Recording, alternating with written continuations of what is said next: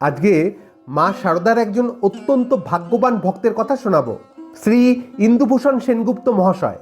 উনি এতটাই ভাগ্যবান ছিলেন যে মা নিজে থেকে তার সমস্ত ভার নিয়েছিলেন। তখন মা কোয়ালপাড়া আশ্রমে রয়েছেন। তো মায়ের এই ভক্ত অর্থাৎ ইন্দুবাবু, তিনি সংসারের কাজে নানান ঝামেলায় সাধন ভজন, নাম জপ এসব করে উঠতে পারতেন না। ফলে ওনার মনে একটি দ্বিধার জন্ম হয় যে আমি তো কিছুই করতে পারি না, তাহলে কি আমার কিছুই হবে না।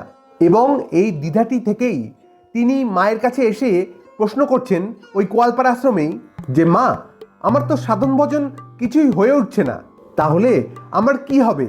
তখন মা ইন্দুবাবুকে আশ্বস্ত করে বললেন, তোমাকে কিচ্ছু করতে হবে না, যা করতে হয় আমি করব। চমকে উঠলেন ইন্দুবাবু। মানে সচরাচর মায়ের মুখ থেকে এরকম কথা তো শোনা যায় না।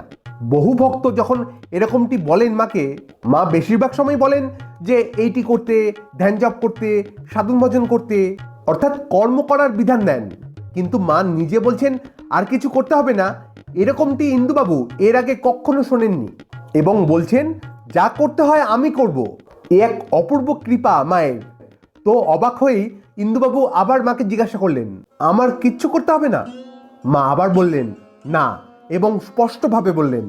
কিন্তু ইন্দুবাবুর মনের সংশয় যেন দূর হচ্ছে না।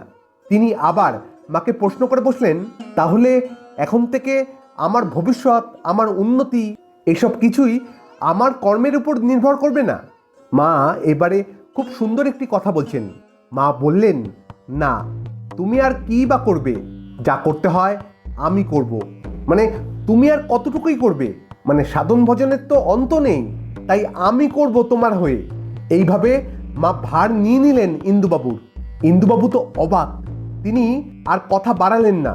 তিনি যেন আকাশ থেকে পড়লেন। মানে এইভাবে মা কৃপা করবেন এরকমটা তিনি স্বপ্নেও ভাবেননি। কিন্তু কি করবেন বুঝে উঠতে পারলেন না। তিনি নির্বাক হয়ে গেলেন, দু চোখে জল ভর্তি। এইভাবেই মা কখন যে কার উপর কিভাবে কৃপা করবেন তা কেউ জানে না, তা শুধু মা জানেন। আজ এটুকুই। আবার দেখা হবে অন্য কোনো ভিডিওতে। ভালো থাকবেন, সুস্থ থাকবেন। ধন্যবাদ। জয় মা।